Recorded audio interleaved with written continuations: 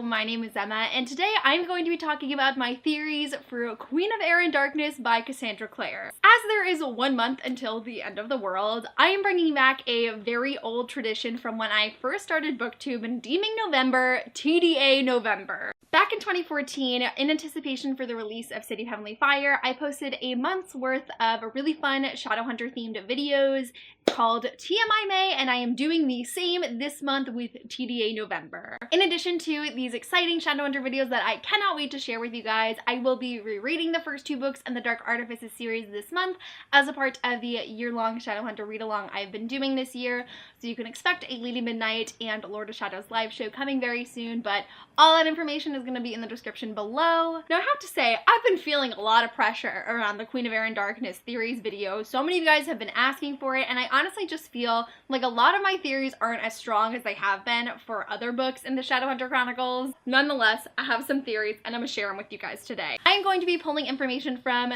the Mortal Instruments series, the Dark Artifices series, and the Infernal Devices series, as well as the Bane Chronicles, the Tales from the Shadowhunter Academy, and the first 6 novellas in Ghosts of the Shadow Market. Some of my theories are actually rooted in the Queen of Heir and Darkness sneak peek I got at BookCon this year, so there are actual Queen of Heir and Darkness spoilers I will be discussing from this short little snippet. So that is your spoiler running. If you are not all caught up on this, I would totally recommend not watching this video until you have. So while editing, I actually realized the only Ghost from the Shadow Market novella I pull from is number 6, The Wicked Ones. So like, you don't have to have read the rest of them in order to watch this video, and I do give another spoiler warning before it, as well as a timestamp you can skip to if you don't want to be spoiled. So like, you technically can finish this video with just reading the main series and main novella bind-ups that are finished. So I'm sorry if you don't want to be spoiled, but nonetheless, let's jump in. Now, in Lord of Shadows, Clary has revealed that her and Jace are traveling into Faerie in order to find a weapon. My theory is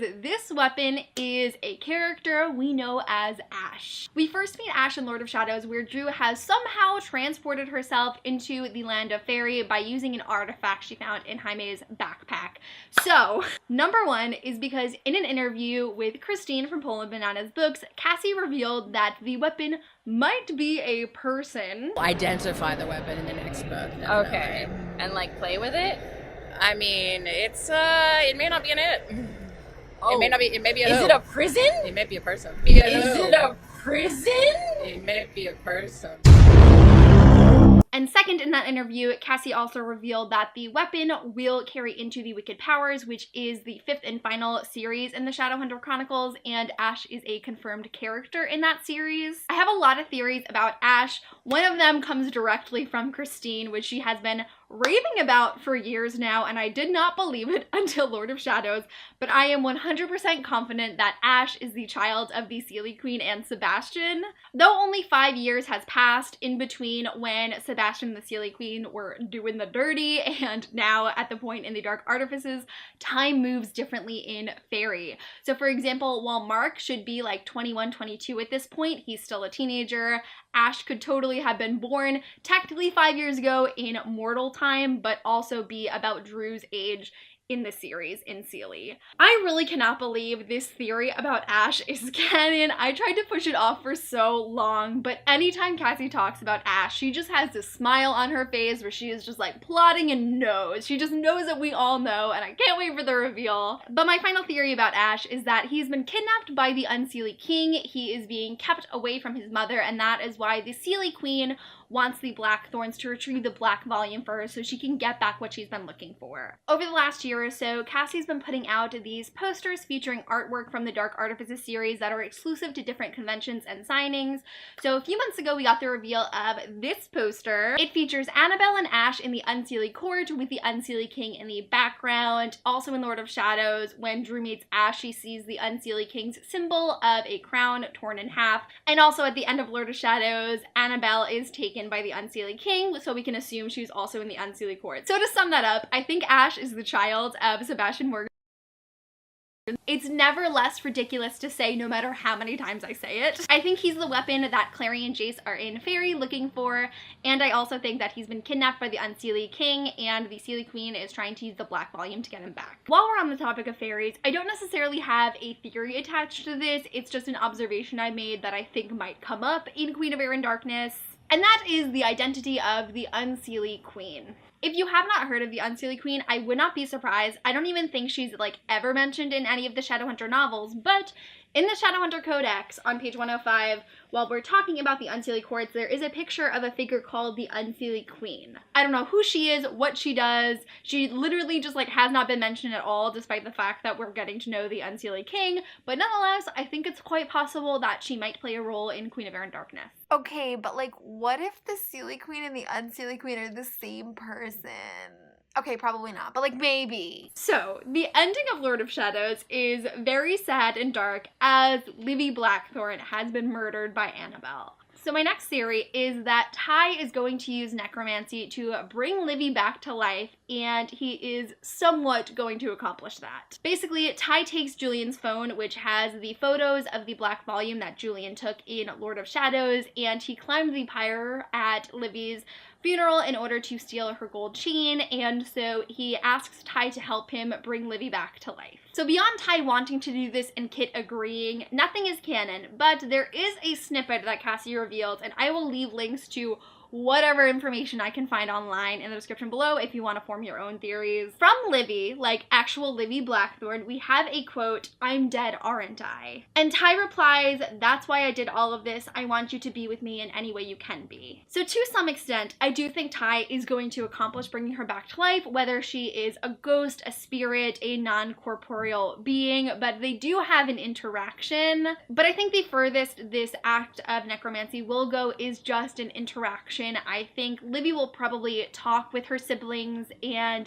they will have this moment of closure, because there really is none at the end of Lord of Shadows, but I don't think she's going to be brought back as a fully formed Shadowhunter who can do everything she did before she died. I think there is just going to be a sweet moment, a sweet sad moment of closure for all of the Blackthorns, and then Livvy is going to disappear back into wherever Shadowhunters go when they die. So my next theory is another one that was confirmed by the Queen of Air and Darkness chapter sampler, but it was a theory I had before I read it, and that is that Horace Dearborn becomes the new Inquisitor. Robert Lightwood has died, the Clave is already in chaos, so they need to fill the Inquisitor role very quickly, and who do they choose? None other than the head of the cohort. I thought this was a pretty obvious direction for the book to go into, but the fact that Horace Dearborn is now the Inquisitor sort of ties into another theory I have. Let me be clear, this is a pretty far-fetched theory in my opinion, but I do think it's really possible. I think that Zara Dearborn will begin dating Cameron Ashdown. It's so weird. It makes no sense, but I don't know why I have this really strong feeling that that's gonna happen. On Cassie's Tumblr, she did confirm that Cameron Ashdown will be in Queen of Air and Darkness, and he will play an unexpected role. I don't know if I would say Cameron is necessarily motivated by the fact that Emma dumped him a million times, because Emma and Cameron have a lot of history beyond their relationship,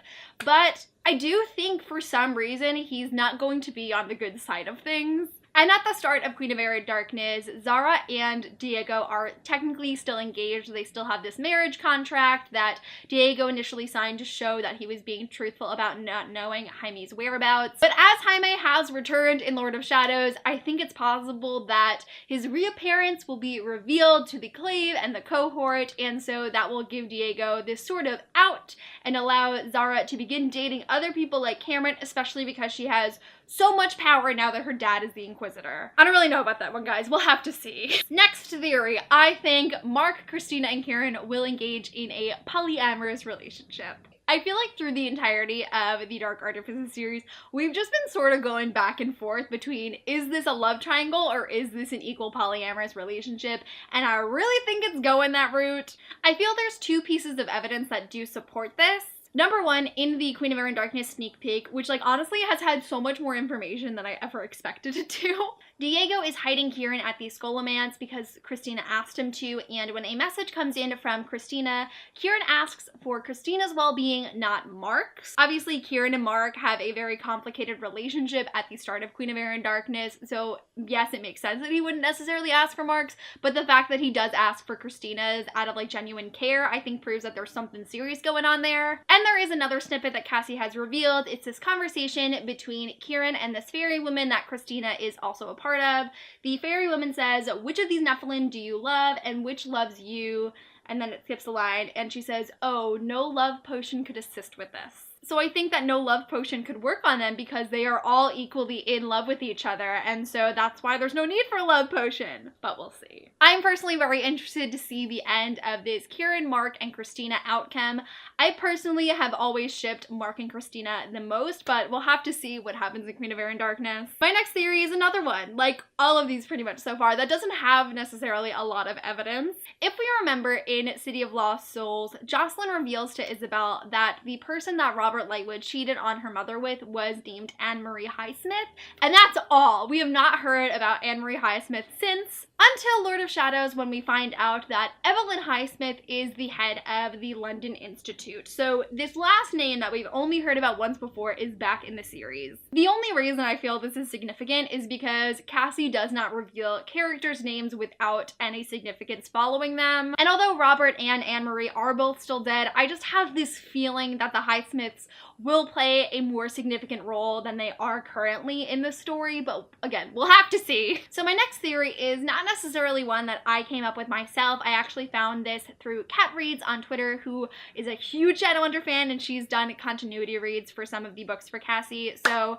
definitely credit to Kat for this theory. It is also deeply rooted in The Wicked Ones, which is the 6th novella in the Ghost from the Shadow Market series. So if you have been watching this far and you haven't caught up with the Ghost from the Shadow Market series, maybe this is the time you want to leave if you don't want to be spoiled. The first part of this theory is that Jack Crow is actually the previous alias of Johnny Rook. If you have not read The Wicked Ones yet, but you're still watching this video, basically Jack Crow is a person who is running a booth in the Paris Shadow Market in like 1984. Not only do these characters have very strong similarities in just their actions and their personalities, but it is also supported by a Tumblr ask from Cassie where someone asked if we would be seeing more of Jack Crow, and she says that we might already know him from the Dark Artifices series, but he went under a different name. Moving on to the second part, if you read The Wicked Ones, you would know that Jack Crow has a wife named Rosemary, and they parted ways at the end of this novella,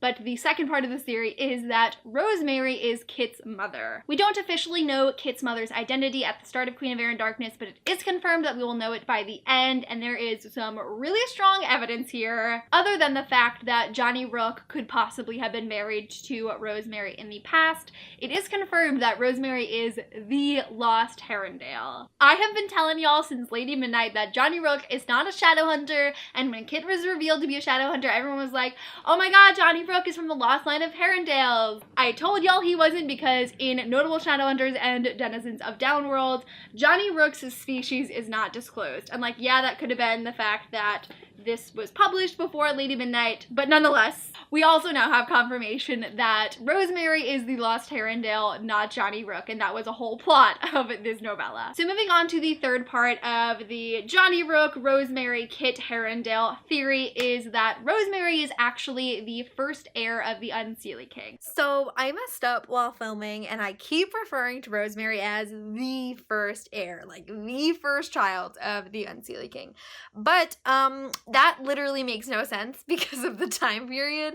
So what I'm trying to say this entire time is that I believe that Rosemary is a descendant of the first heir of the Unseelie King, just to clarify. So keep that in mind while you continue watching part of this theory. In a snippet from Cassie's Tumblr, she revealed that Clary will ask a question in Queen of Air and Darkness that is, have you heard of the first heir? What we know of the first heir is that they are the first child of the Unseelie King. They were stolen from him, and he intends to use the Black Volume to hopefully get them back. There are quite a few reasons why I think that Rosemary is not only Kit's mother, but is also the first heir. In Lord of Shadows, we are introduced to the Riders, which are this group of warriors that are employed by the Unseelie King, and there is this epic fight between some of the Blackthorn children and Kit. So one of the Riders who is fighting with Kit says, I know your face, why do I know your face? So if the Riders are these ancient beings that have been with the Unseelie King for centuries, I would assume they probably know what the first heir looks like and what his first child looks like.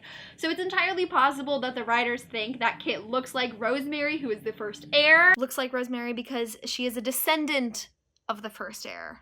I hate myself so much. And so it has also been revealed that the Tobias Herondale line is part Shadowhunter, part Fae, and the entirety of his descendants have been on the run from fairies who've been trying to hunt them down for years. But second of all, it's possible that the reason that all of Tobias Herondale's descendants have been hunted by fairies is because one of them could have been the first heir and the unseelie king wants to get him back. Nonetheless, I'm super confident that Jack Crow is Johnny Rook and Rosemary is Kid's mother, and they're part fairy, and it has something to do with the first heir. My next theory deals with a mysterious character we are introduced to in Lord of Shadows who goes by the name of Shade. We don't know much about Shade. One of the only confirmed things we know about him is he is a warlock who sells his services at the Shadow Market, and he has green skin as his warlock mark. Now, this totally shook the fandom, as there are two warlocks who we both believe to be dead that have green skin. That could be Shade. There is John Shade, who is the father of Axel Mortmain and was killed before the start of the Dark Artifices series. Or we have Ragnar Fell, who is a close friend of Magnus Bane, who was supposedly killed in City of Glass. Now, this theory has been brewing in me for some time, but I'm pretty sure that Shade is actually Ragnar Fell and he is alive. I personally don't think that Shade is John Shade, despite the fact that they share that name, because firstly, I think it would just totally derail the plot of the Dark Artifices series, because John Shade has his own motivations with the Clockwork Army and all of that, and I just don't think it's a smart choice to have him fully integrated into the Dark Artifices series. But also, Shade offers some help and insight to Ty, Livvy, and Kit. He claims that he knows the Herondale, which shows that not only has he interacted with Shadowhunters in the past, but he also likes Shadowhunters, which John Shade does not. But also to reinforce the fact that I think Ragnar is Shade, in Shadowhunter Academy, we find out that Ragnar used to teach at the Shadowhunter Academy, and he taught Jamie Herondale, who is Will and Tessa's son. So he knows Shadowhunters, he knows the Herondale specifically. I think it's pretty obvious that Shade is likely Ragnar Fell. Before I get into potential deaths, I have one more theory that I've been talking about also since Lady Midnight, and all of you know it, but I'm gonna say it again because it's important. It's canon in my head. It's gonna happen. And that is that Anselm Nightshade was originally a Shadowhunter. When I was reading Notable Shadowhunters and Denizens of Downworld and came up with the idea that Johnny Rook was not actually a Shadowhunter, I also found out that Jocelyn's mother's name, aka Clary's grandmother's name, was Adele Nightshade. Like I said with the Highsmiths, Cassandra Clare does not give characters a name without significance. There is no chance it's just a coincidence that Clary's grandmother's name is Adele Nightshade and Anselm Nightshade has the same last name. So I have this theory that Anselm might have been Clary's grandmother's brother, or is just definitely somehow related to them and was later turned into a vampire. This is another fairly insignificant detail, but also in Lady Midnight, when Anselm is being arrested by the Clave for using dark magic in his pizza, he is taken away and apprehended by Clary. Even though the Inquisitor, one of the highest people in the Clave law, is in the room, Clary is the one who apprehends him, which makes me think, hey, maybe there's some significance to the fact that they are actually related. Also, as I am now rereading Lady Midnight, we just got a physical description of Anselm Nightshade, and you know what physical feature he has? Freckles. You know who else has freckles? Clary freaking Frey. There are some kinks in this theory that I haven't necessarily worked out yet. The question is, does the Clave know that Anselm Nightshade was previously a Shadowhunter and it just hasn't come up to us yet because we're always having the story told from the perspective of teenagers?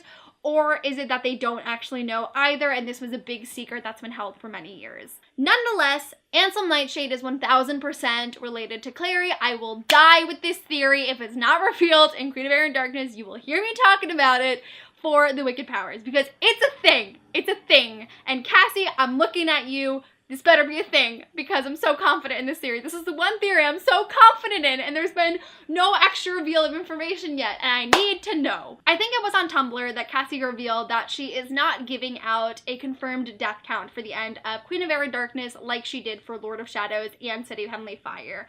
So in my mind, that either means we're gonna have a ton of deaths or we're not gonna have a lot. Can you imagine how lucky we'd be if we only got out with like 3 main character deaths in Queen of Air and Darkness? I would be very pleased. Although Cassie hasn't given us a confirmed death count, she has revealed on her Tumblr that there is 1 wedding, 1 funeral, and 1 execution. For the final part of this video with me talking about all these deaths and stuff, I don't necessarily have any confirmed ideas. I can't say for sure that any one character is going to die, so this is mostly going to be me spitballing things on camera that I just think of as we go. The only one I'm totally sure about is the funeral being Livvy's. Livvy's funeral is mentioned in the Queen of Heir and Darkness sneak peek, and she says there's only one, there's not two, so that answers that. As for the wedding, my assumption is that it is going to be Izzy and Simon's wedding, as they are engaged at the end of, I believe it is Lady Midnight. Maybe Bat and Maya get married because Maya is confirmed to be in Queen of Heir and Darkness, but it just doesn't seem likely that that would be the one wedding. And it could be Clary and Jace, as Jace did propose, but Clary did say no, and it doesn't seem like there's going to be anything changing her mind anytime soon, so I'm pretty confident that that one is Simon and Izzy's wedding. I'm a little more stumped on the execution and the deaths in general. In my eyes, execution isn't like a normal death, it's more political, so I think it's very likely that the execution will either be the Clave carrying out an execution or someone in one of the fairy courts. I think it makes a lot of sense that it would be Kieran, but Kieran already was up for execution in Lord of Shadows, so I don't know if he's necessarily going to be reverted back to that role and that'll actually be how he dies. It could be so many people, like it could be Mark, it could be Helen, because they're all part Fae, though I really don't think that Cassie would kill off Helen after just getting her back. I don't think she's cruel enough to do that. It could be Johnny Rook. Like, literally nobody knows. I have no clue. We do at least know that 5 characters are confirmed to survive Queen of Heir and Darkness, those characters being Ty, Drew, Kit, Jaime, and Ash. They are all characters confirmed to be in the Wicked Power, so they're obviously going to survive Queen of Heir and Darkness, but it has been said that the Wicked Powers does feature characters from like every Shadowhunter series, and currently the only people alive from the Infernal Devices in Queen of Heir and Darkness are Jem, Tessa, and Bridget. So I think it's probably safe to say that Jem and Tessa do survive. The only other people that I'm pretty sure aren't going to die in Queen of Heir and Darkness are the cast of the Mortal Instruments series. I don't think Clary, Jace, Simon, Izzy, Magnus, or Alec are going to die. I know a lot of people are terrified that Clary is going to die at the end of Queen of Heir and Darkness because all of her dreams that tell her that she's going to die, and that's the reason that she said no to Jace. I think it's totally possible that Clary might actually die in the Wicked Powers, as much as I do not want her to, but I just don't think it's likely that the main character of the first Shadowhunter series would die before the end of the Shadowhunter Chronicles altogether. Beyond what I've said, I really don't have a clue who's going to die. There's a snippet that Cassie released where Jay says, "I nominate Alexander Lightwood for the position of consul," so that makes me think that maybe Gia Penhallow will die. Otherwise, she would have to like abdicate her position as consul, but either way, the position of consul is open, so that might mean that Gia might die. Okay, but like, what if Gia is actually the execution? Shadowhunters like do not kill their own, but maybe with the cohort gaining power, things are going to change, and it's possible that like they would just like outright kill Gia Penhallow. I don't know, maybe that's a little bit of a reach. I think it's possible that Zara is going to die because Cassie's made it abundantly clear that she hates Zara, and I don't really see the appeal of keeping her in for the Wicked Power, so she might die in Queen of Heir and Darkness. I'm a little conflicted on the thought of more Blackthorns dying. The only Blackthorns that have the ability to die in this book would be Helen, Julian, Mark, and Tavi. Out of those 4, I do feel like Tavi is probably the most disposable character, but I just don't know if Cassie is going to kill another child in her series, because the first one was really, really heartbreaking. I used to have this theory that potentially Julian might die, and like as Emma is running to Julian to explain to him how they can break the Parabatai bond, he dies in battle. But I feel like the story has evolved so much since then that we know how to break the Parabatai bond is by breaking all Parabatai bonds. I just feel like it's not as likely anymore that the only way for Emma and Julian's Parabatai bond to break is for Julian to die. I don't know. I'm not really confident on any of the deaths because like we have nothing to go off of other than who survives into the Wicked Powers. But nonetheless, I am so excited for Queen of Heir and Darkness. It is going to be heartbreaking and amazing and life-changing, and I just really can't wait for all of us to experience this amazing conclusion together. That really concludes my video on my theories for Queen of Heir and Darkness. I really hope you guys enjoyed. Definitely leave all of your theories down below. I can't wait to see what you guys are thinking. Let me know if we have any theories in common. Let me know if you totally disagree with any of mine. I would love to know. Stay tuned for more TDA November videos coming soon. I can't wait to share all of these ideas with you guys. But that's it for this video. Thank you guys so much for watching, and I will see you soon for a new one. Bye!